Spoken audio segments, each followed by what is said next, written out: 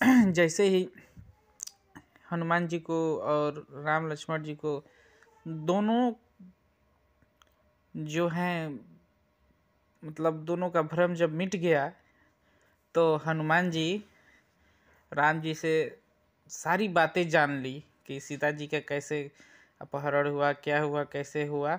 तो राम जी ने कहा हनुमान जी से कि भैया अब हमको सुग्रीव से मिलवा दो। तो हनुमान जी ने बोले कि जितना ज़रूरत आपको सुग्रीव जी का है, राजा जो थे वहाँ के सुग्रीव, जितनी ज़रूरत आपको उनसे है उतनी ही ज़रूरत उनको भी आपसे है। कहने का मतलब ये था कि बाली जो है, इनकी पत्नी बाली जो है सुग्रीव जी की पत्नी को जबरदस्ती अपने पास रखा था। अब हनुमान जी अपनी विद्या भूल चुके थे। इनको महर्षि एक थे, उन्होंने श्राप दे दिया था। अब बाली से अब लड़ नहीं पाते थे। अब क्या हुआ कि लेकिन डरते उनसे नहीं है, बल उतना ही था, बल में कोई प्रावधान नहीं था। लक्ष्मण जी क्रोधित, वैसे ही राम जी भी स्थिर। तो जब राम जी का साथ पाया उन्होंने, तो ये सुग्रीव जी के पास क्या किए कि राम जी को ले गए।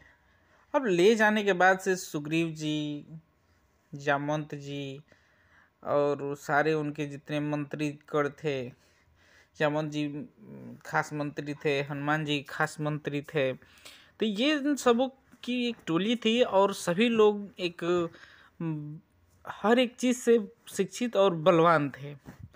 अब दिक्कत ये था कि पता कैसे लगाया जाए। तो ये जामवंत जी थे, बहुत चतुर थे, और उसमें लक्ष्मण जी क्रोधित, वहाँ पे राम जी जो थे शांत धैर्य।